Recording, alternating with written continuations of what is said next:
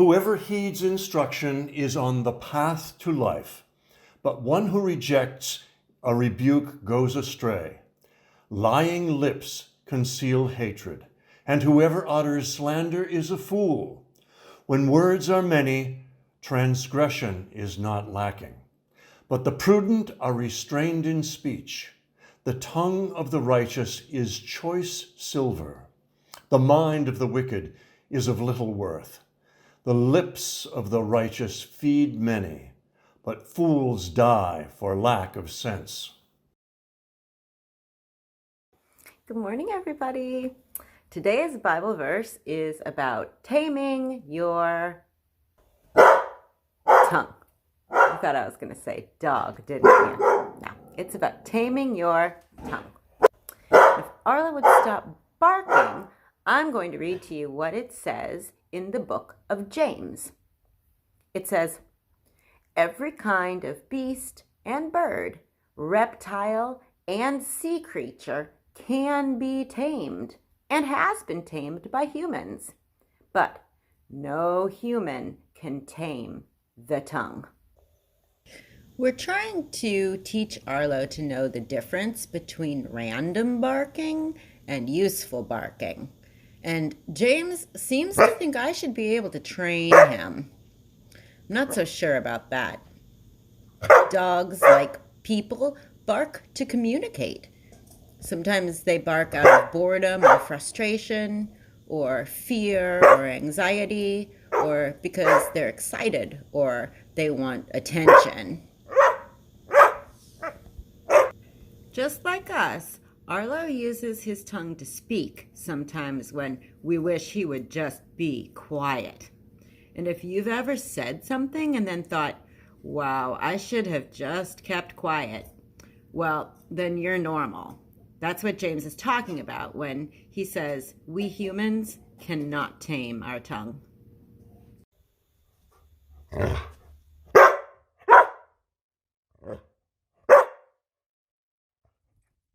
Arlo can also use his voice to help. Like when he lets us know someone is at the door, or to alert us to a passing stranger. We can use our voices to benefit others too, and that's what James says we should do. Every beast can be tamed, but no human can tame the tongue. To tame something just means to use its power for good. Is it hard to tame your tongue? Yes, probably harder than taming Arlo. And James knows this. But maybe next time before you speak, you can stop for a moment and ask yourself whether your words will help or hurt. Whether your words are useful or just plain annoying. I'm sure God has some great treats in store for you if you'll only try. See you next week. Bye.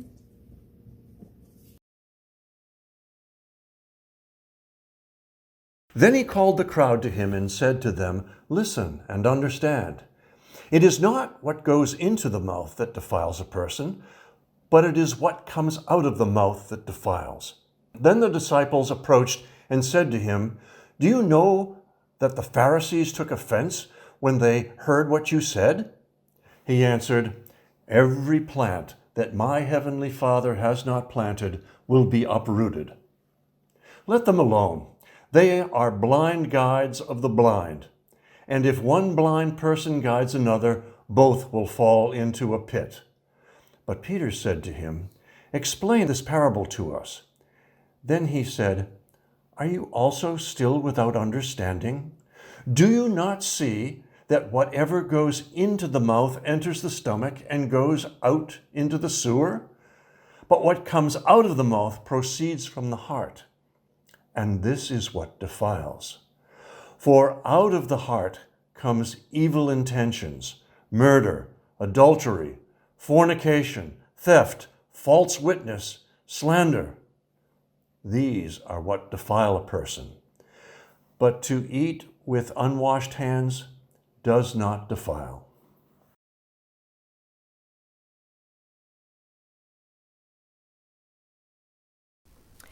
In the book of Galatians, Paul mentions 9 different traits that mark the fruit produced by the Holy Spirit, those virtues and values that pop up in our lives. That's what the fruit means. And those 9 things are love, joy, peace, patience, kindness, generosity, faithfulness, gentleness, and self-control. Those virtues are not automatic downloads that we get at our baptism and that spring forth fully formed from our newly Christian selves. We have to nurture them and grow them over a lifetime. They're seeds, and we grow them, and they take work to produce.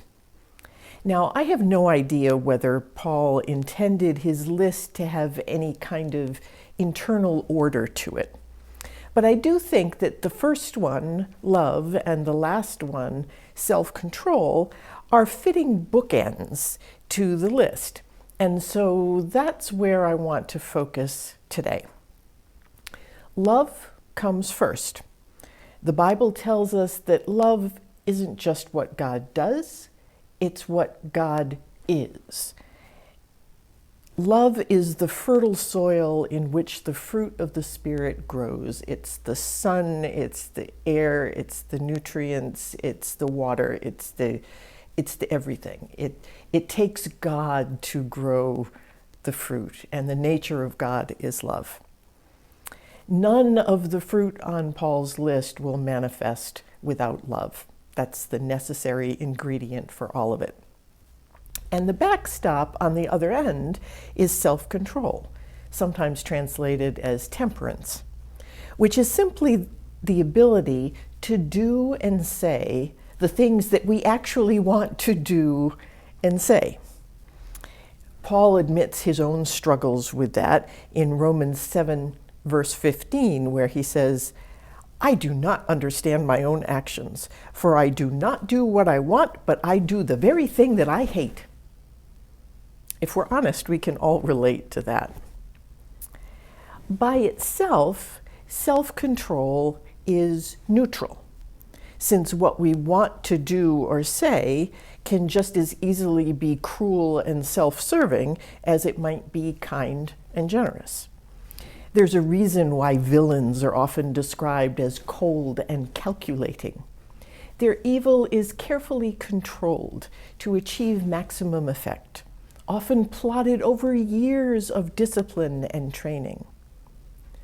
Self-control can be put to honorable or dishonorable ends. And that's why I think it comes last on Paul's list. The ability to temper our passions and act in accordance with our values is necessary to every other virtue that Paul lists. But he wants to be sure that we know which values represent the God revealed to us in Jesus, so that we don't end up training ourselves for the wrong things.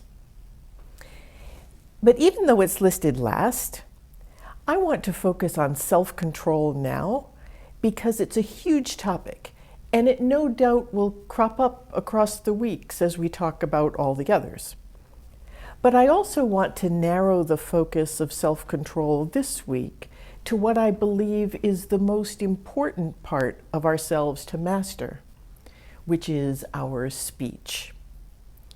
The book of James tells us in chapter 3, verse 2 that, quote, anyone who makes no mistakes in speaking is perfect, able to keep the whole body in check with a bridle. In other words, James believes that our speech is the single most important tool in determining behavior. Control your speech, James says, and you can control your entire body. Now, mix in Jesus in Matthew 15, verse 18. Jesus says, what comes out of the mouth proceeds from the heart. You put those two things together and you have the biblical process laid out.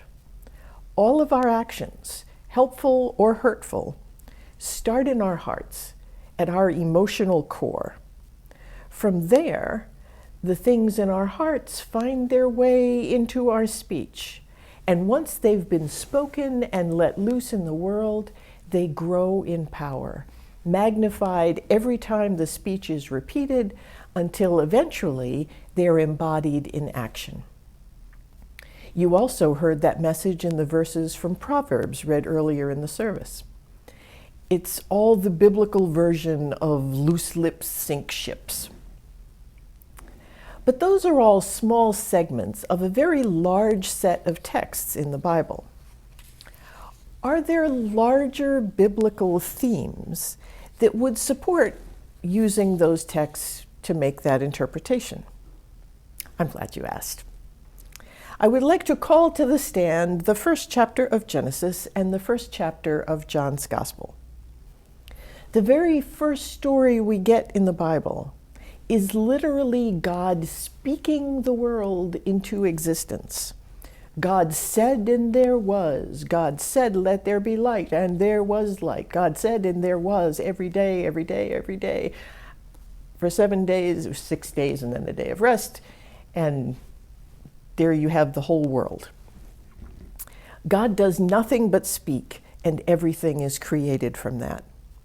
Now, jumping to the New Testament, the first chapter of John identifies Jesus as the eternal creative Word that was there with God from the beginning, that then became flesh and lived among us.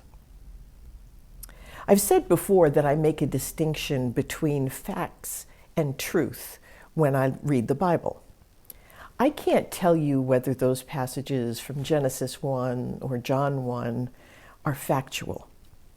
But I can tell you that both of them strike me as deeply true, because I've now spent 61 years watching things that started as speech turn into physical realities. I've watched words become flesh in individuals, in churches, in communities, and in nations, and have seen worlds both created and dismantled through powerful stories. Any therapist can tell you that beginning to turn failure into success, the start of that process is learning to monitor and then shift the way we talk to ourselves, just not even aloud sometimes, just in our own minds. And anyone working for social justice can tell you that until you have the language to name a problem, it can't be addressed. If you can't name it, you can't report it, you can't study it, you can't make laws about it. Our speech and the ways we use it have a profound impact on our emotional, mental, spiritual, social, and even our physical health. It's not that words change reality, at least not directly. Words change our perception of reality. But since we take our actions based on our perception of what's going on, and our actions manifest things in the real world, it's not a stretch to say that words can change the world, for good or for ill. There is a very real, permanent fence going up around our nation's capital right now, because so many people had the perception that the election was illegitimate that they stormed the building and killed people, trying to overturn the results. That perception came about through words that were easily proven lies, words that were tested over 100 times in court, where no evidence was presented or even claimed, and that were dismissed by judges from across the political spectrum as untrue. The perception didn't and couldn't change the reality of a fairly decided election. But the perception created by those words has made a real change in the world. 5 people died and 140 police officers were injured because of that perception. On the positive end of the ledger is one of many fascinating studies conducted by Harvard psychologist Ellen Langer and described in her book, Counterclockwise. Dr. Langer noticed a flaw in surveys about how much exercise people were getting in the United States. And she noted that the surveys focused only on exercise that happened in a person's free time. Why that focus? Because the surveys were created by white-collar workers whose jobs didn't involve much physical labor. Their experience of exercise was that you had to do it outside of work. And so they put their experiences into the words of a survey and just asked people about their exercise outside of their work. And they didn't even say, what's your exercise outside of what you do? They just assumed that exercise meant things that you did in your leisure time. They then amplified and published the results to show which demographics in the United States got enough exercise and which did not. But that interpretation of the word exercise skewed the results, so that those who toiled long hours in physical labor, whether paid or unpaid, were reported as not getting enough exercise. They got no credit for those things that they did as their job. And they were the least likely group to have the extra time or energy to go for a run or to have money for a gym or a bike. So these people scored low on how much exercise they were getting. Now, because that work is often done by women and people of color, the survey results printed in newspapers and journals and amplified out through the media fed the narrative that there were entire demographics that were lazy, not health conscious, and all the rest. I mean, look, they're not getting any exercise. Dr. Langer wondered what might happen if she were able to change the perception of what counted as exercise. Her 2007 study focused on female hotel room attendants, whose daily work easily met the Surgeon General's requirements for a healthy lifestyle, but who were, as a group, in exceedingly poor health. She wondered if just a change in the way the word exercise was perceived could possibly make a difference. After confirming that the majority of the women did not view their work as exercise, the women were informed, correctly, that their job as hotel room attendants actually satisfied the CDC's recommendation for an active lifestyle. There was a control group, also of female hotel attendants, who didn't get that information. Nothing else changed. They still did the same things they always did every day. What happened? In 4 weeks, the women who were told that they were actually getting the recommended amount of exercise on the job had lost an average of 2 pounds and a significant percentage of body fat. They had an increase in body water percentage and a blood pressure drop of 10 points systolic and 5 points diastolic. Interestingly, they also reported an actual decrease in physical activity outside of work. So how about the control group that went on thinking they still weren't exercising? They actually gained weight and body fat during that same 4-week period. The work didn't change a bit for either group, but words that acknowledged their work as exercise changed the perception of that one group, which resulted in actual physiological change to their bodies. What was spoken came into being. The word became flesh. So it seems to me that on both the negative and the positive side of the equation, the wisdom of the Bible does hold up in real life. Our hearts are filled by our own lived experiences, some of which we can control and a lot of which we can't. We try to give meaning to those experiences through our words, both written and spoken, which then moves them from our hearts up and out into the world.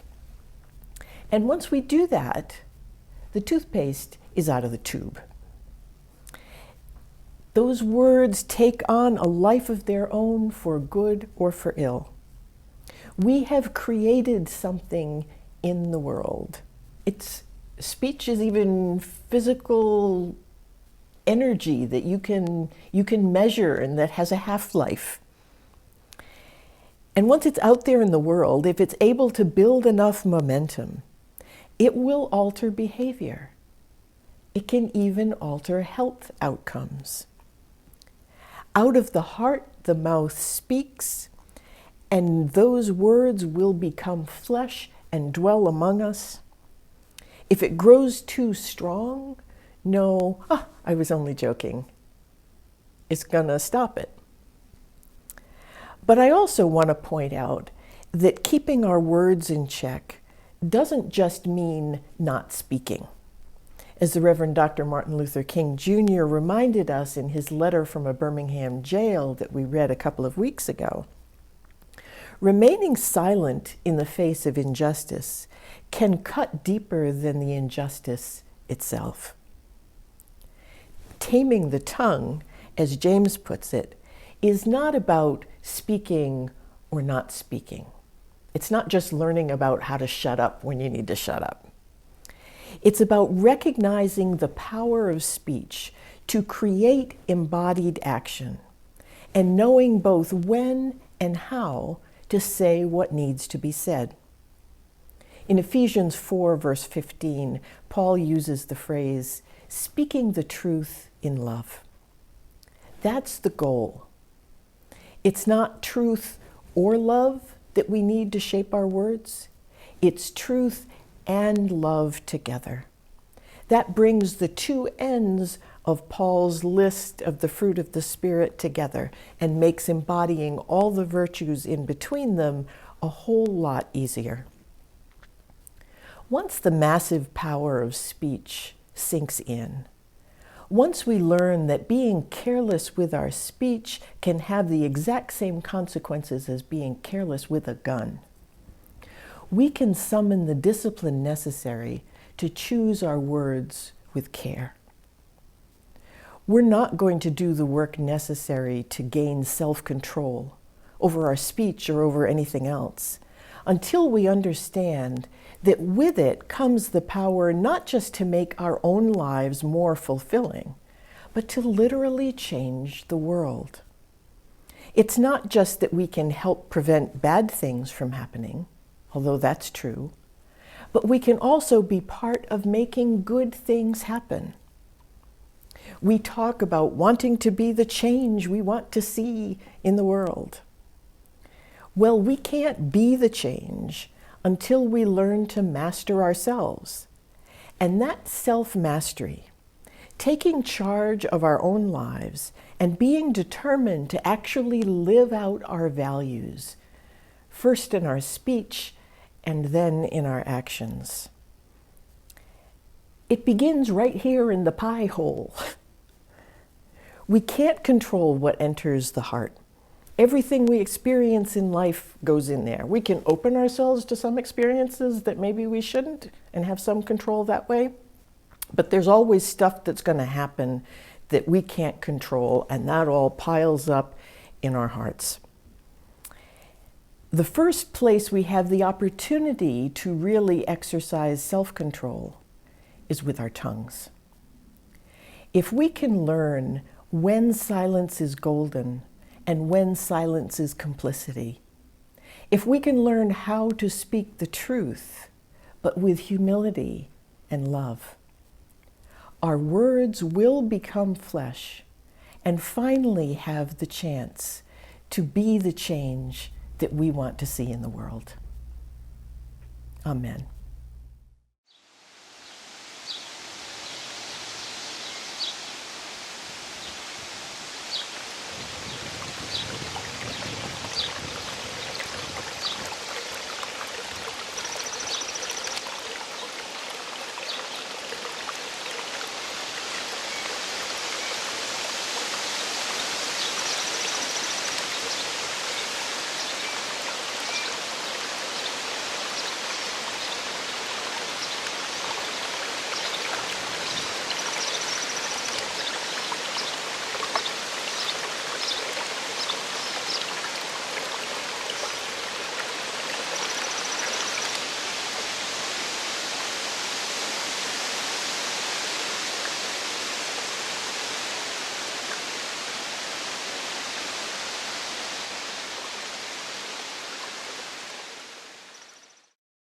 We return to God a portion of what has been given to us for God's work in our shared ministry.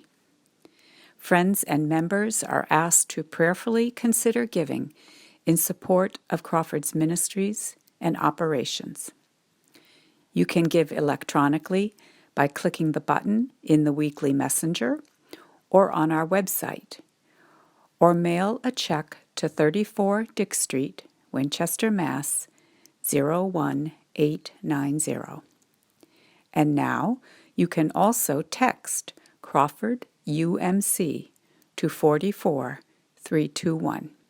Thank you.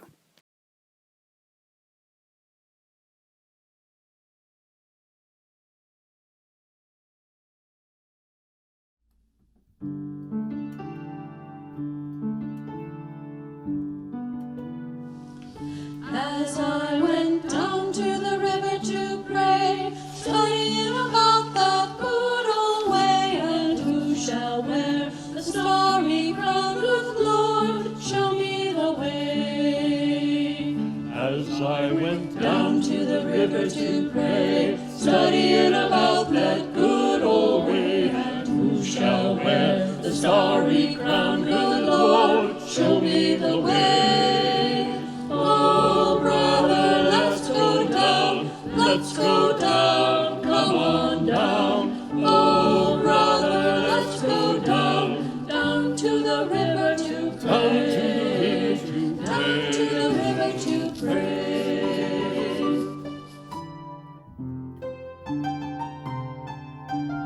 Shall we gather at the river, where bright angel feet have trod? with its crystal tide forever, flowing by the throne of God.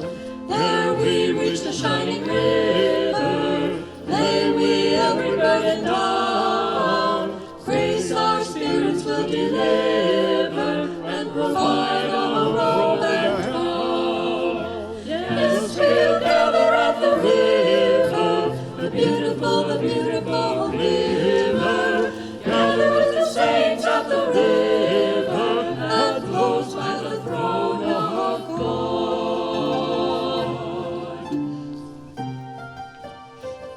So let's go Shall down we to gather the at the river, river, studying where bright angel about feet that have good trod? way that With leads its us crystal where tide the starry crown. Good Lord, show us forever. way. So let's go down to the river to pray, study about that good old ways, and who shall wear the starry crown? Good Lord, show us the way.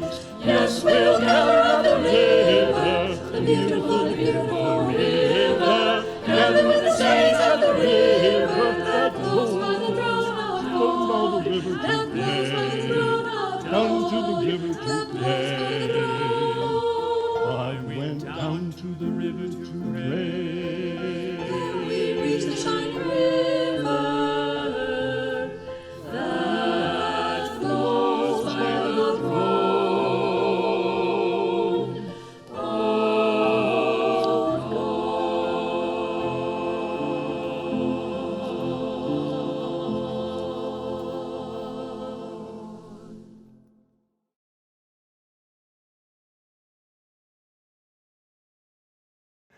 Let us be united.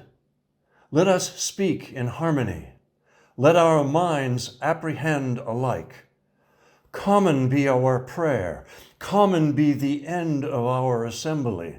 Common be our resolution. Common be our deliberations. Alike be our feelings. Unified be our hearts. Common be our intentions. Perfect be our unity.